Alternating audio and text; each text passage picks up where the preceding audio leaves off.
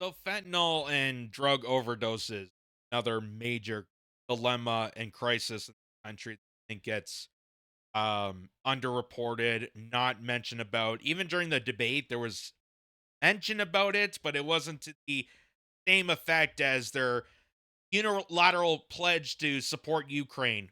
Because apparently that's a Canadian dilemma to support another country in their war, serving to NATO, but not to us.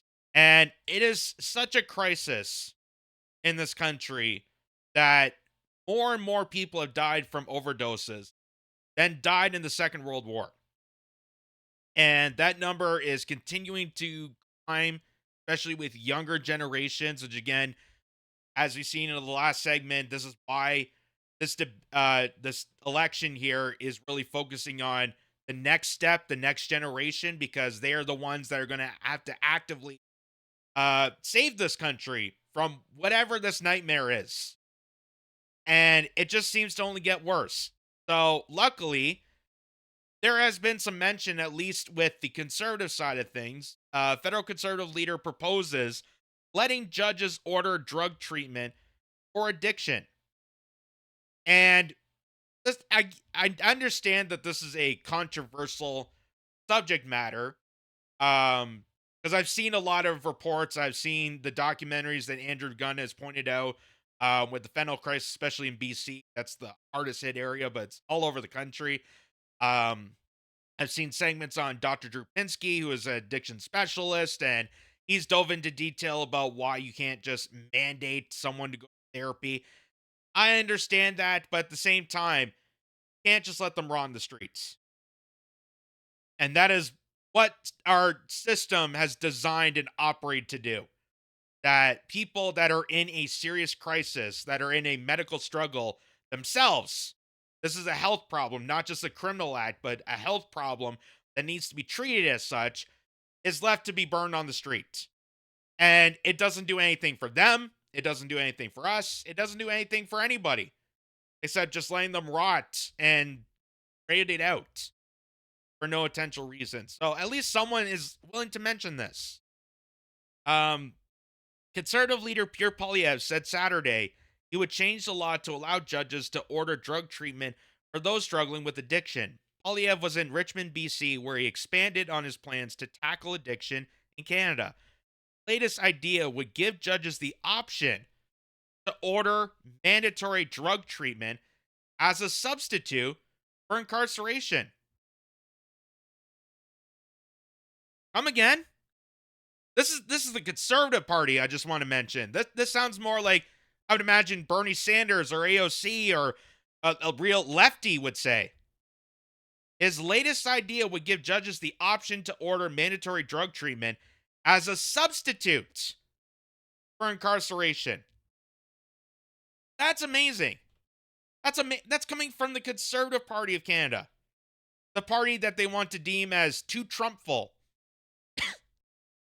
is saying that hey, instead of locking them in prison and costing taxpayers and being a burden and just being an asset to the private prison industry, which is the whole reason we're in this mess to begin with. Um, let's actually focus on treating them and making them better so they can actually prosper out of this addiction. Focus on the health side of things. It's amazing. This literally should be what, lefties like the NDP should be saying this.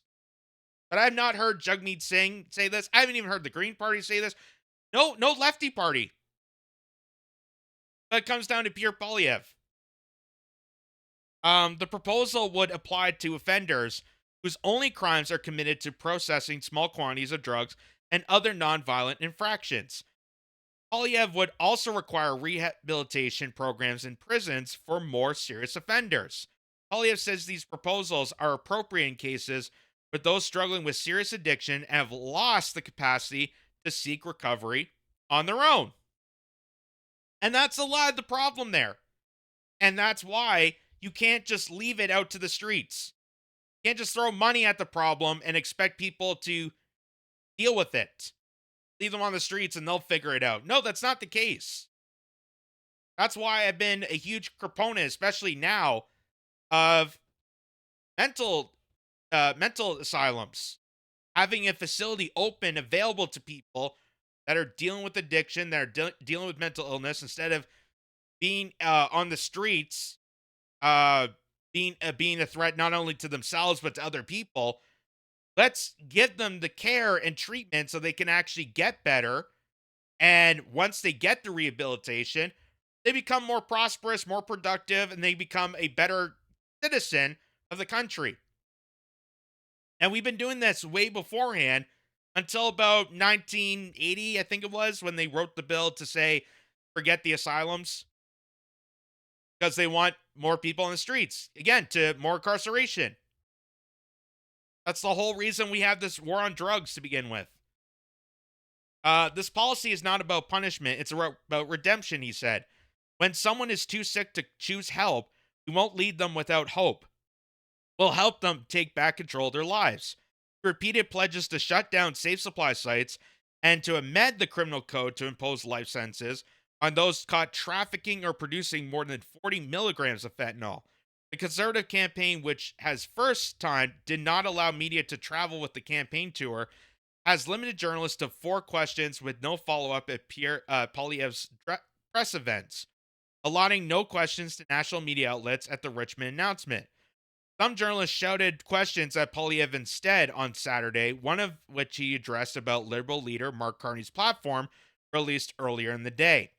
Pierre lambasted the Liberal plan, which proposes a deepening of the federal deficit and trumped up spending to reduce Canada's reliance on the United States amid the trade war.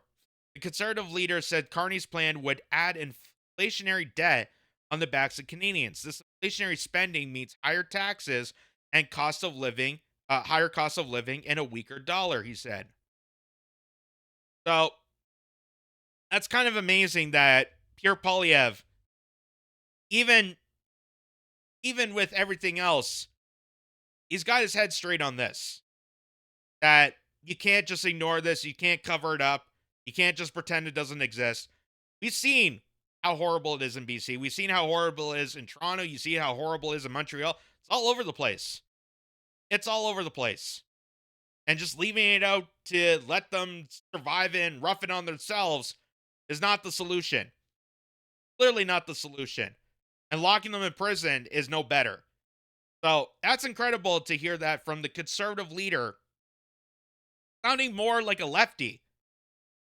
Honestly, that literally sounds like something that Bernie Sanders would be saying. Instead, he's focusing on Trump. Everything's been about Trump. They're not focusing on the dilemma of fentanyl. That's been around way before Trump. So here's Cat Canada at the rally in BC, in Richmond, BC. And Pierre Poilievre was asked about involuntary care for people with drug addiction. He says minors like 13-year-old Brianna McDonald died of an overdose should be in mandatory treatment. 13 years old. 13 years old. And died from an overdose. Do you think a 13-year-old is going to have the mental capacity, especially an addict, to deal with this herself? I don't think so. I think she should definitely receive help, receive treatment. At 13 years old, being an addict, you're a teenager, you're going through the changes, going through hormones, and now you're also an addict. That's not good. That's not good. So here's his response to the reporter that asked him that. I wanted to ask you about involuntary treatment. In Ontario, this is something municipalities are calling for. The big city mayors, they started a motion on this, and they are debating and updating the Healthcare Act to actually implement involuntary treatment. I know in the past you said you were open to it, but you needed more time to learn about it. So where do you currently stand on this? Thank you very much. Great question.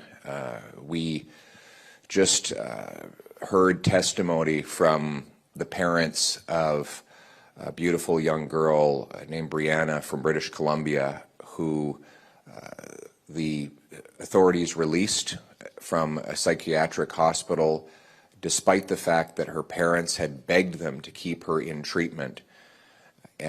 she had stabbed her hand with a pencil. She was clearly a very big danger to herself. The system released her, offered, of course, crack pipes and other drug paraphernalia for her to safely use drugs. She ended up in a homeless encampment where she died of an overdose, a teenager. There's no question in my mind that she should have been in mandatory, involuntary, psychiatric, and substance abuse treatment rather than in a homeless encampment in a tent. So I believe for children and for prisoners who are behind bars, there should be mandatory drug treatment when they are found to be incapable of making decisions for themselves. For adults, again, I'm still doing a lot of research on how that would work. But what I will say is we need to defund the unsafe government supply of drugs that the Trudeau and the NDP regimes are pushing on the population. We need to ban hard substances, start to prosecute drug criminals, scan the shipping containers to stop illegal drugs and guns from coming in, and treat addiction with rehab and recovery so that we can bring our loved ones home drug-free. So I'm still stunned by the fact that this is coming from Pierre Poilievre. And more stunned than the fact that he's saying this while his podium says ban the terrorists having a Israeli flag behind him. You know what this rally was really about. But putting that aside, just focusing on this point. This is pretty amazing. This is pretty amazing, and I give credit where credit's due. And the fact that he is the only politician so far that we have seen actually highlighting this. And not only highlighting this, but also the fact that he's allowing for the idea to bring treatment back to the situation. Because we have seen for many years, for many decades, the proposal of, oh, just say no. That's not that hard to figure out. Just say no. Put the crack down. Reminds me of all the days in school where they showed us where they had, I forget what it was called. It was, we had some sort of school program where officers came in and they taught us about not to do drugs or whatever. And we had to watch those advertisements where it's like, this is your brain. This is drugs, crack. There's the egg, being fried. Does that really do anything for people that have an addiction? Is that really going to do anything for an addict? Someone who is hooked onto this, maybe against their will, maybe because they went to, say, a doctor to get treatment if they broke their back or something like that. A lot of our pharmaceuticals are making people addicted to their pharmaceuticals. That's what the opioid crisis was about. People that went for back injuries, people that went for real medical issues that are overprescribed this opioid substitute, this chemical, and they were forced to shove down because that was the only treatment the doctors provided to them. That's what caused the opioid pandemic. And now here we are with fentanyl. And it's just amazing that Pierre Poilievre, out of all the other candidates, is at least willing to address this in a most reasonable way, a most common sense way of, can't arrest more of these people. We can't let them linger on the streets. It has become an absolute hell for them and for other people. The safety and security of communities is at risk for this. Let's actually do something and treat these people as human beings. That's pretty incredible. As opposed to Mark Carney, who believes that there's not a problem, that the fentanyl crisis is only a U.S. problem. Because remember, everything's focused on the United States. Everything's focused on Trump. That's the ultimate distraction. Everything is Trump's fault, except, all the stuff that the Liberal Party's been doing for decades. For over a decade. So here's Mark Carney gaslighting and lying to his audience, to his crowd, about the fentanyl crisis. Fentanyl is an absolute crisis in the United States. It's a challenge here, but it's a crisis there. It's a challenge here, but it's a crisis there. It's a challenge here, but it's a crisis there. You realize that the RCMP has wrote multiple reports directing you to do something about this. The RCMP, who cracked down on one of the largest fentanyl operations in this country's history. One of the largest operations is now demanding the federal government to step in and stop this madness. Yeah, it's not a big deal here, but it's a crisis in the United States. That's why we have to be angry at the United States and Trump. You have to be angry at them. I think Mark Carney sounds incredibly ignorant here. I mean, how many lives does it take for the government to consider something a crisis? And if you don't treat it like a crisis, and in his eyes, if it isn't one, like, are you just going to wait till it is one? Like, it sounds like he's been in his ivory tower for too long. If you walk in... It almost sounds like Republicans. It almost sounds like... it sounds like a modern-day American politician telling you that, oh, it's not a big deal. It's your guys' fault. The addict's fault. They just should have said no. Okay? Just say no. What's so hard about that? Sound like Dave Chappelle there for a second. I don't want to steal his bit because then he'll probably come after me. But that was the whole dilemma of the war on drugs. Was they were shipping into these lower grade communities, these mostly predominant minority communities with crack and other substances, putting them onto these drugs and then trying to arrest them to uplift the private prison industry. And now here we are in 2025 with a worse situation. This war on drugs was an absolute failed experiment. It's a catastrophe where now young teenagers, before they even hit teenagehood, young children are now dying of overdose. And Mark Carney doesn't believe it's a big deal. No, it's not big, but it's a big thing in the United States. Why? Because anything that's negative against me is about Trump. That's a distraction. Gaslighting you and distracting you the situation at hand.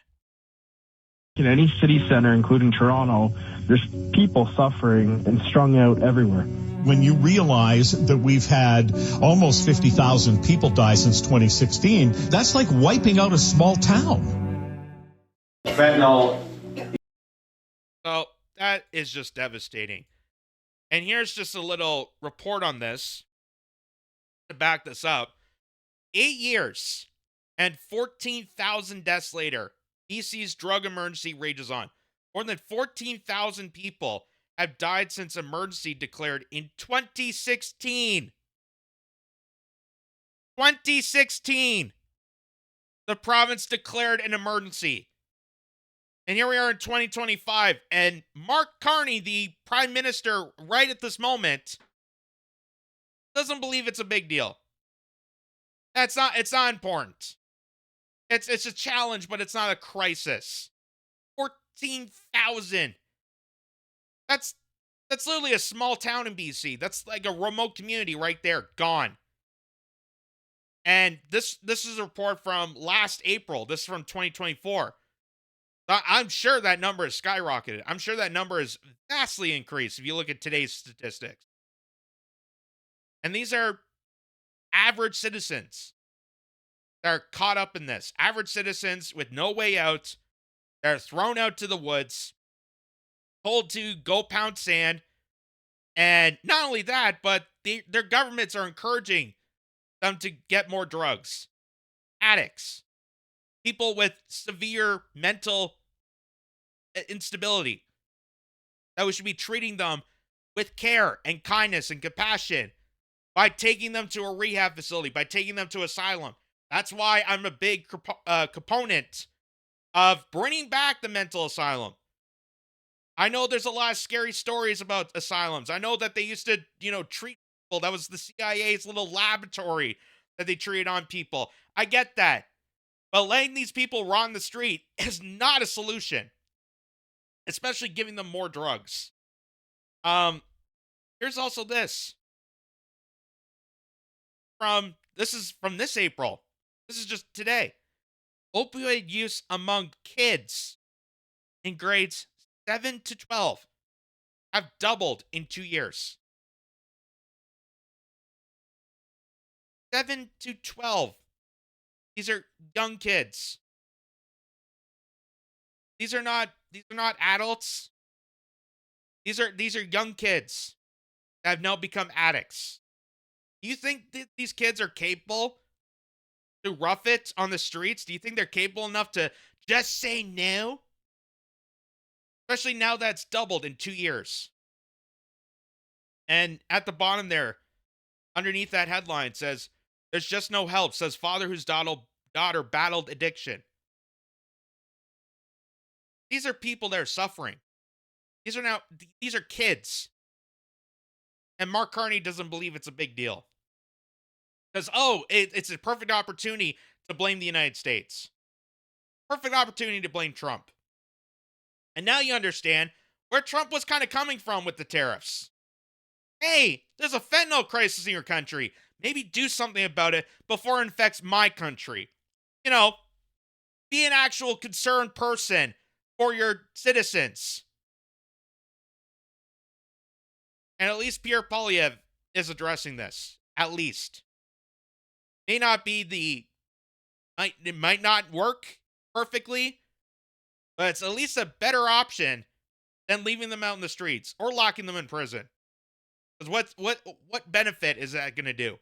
What benefit does that do for the community, or for you, or for that person dealing with an addiction, which is a medical issue? It's a mental issue. And you can't just lock people away to fix that.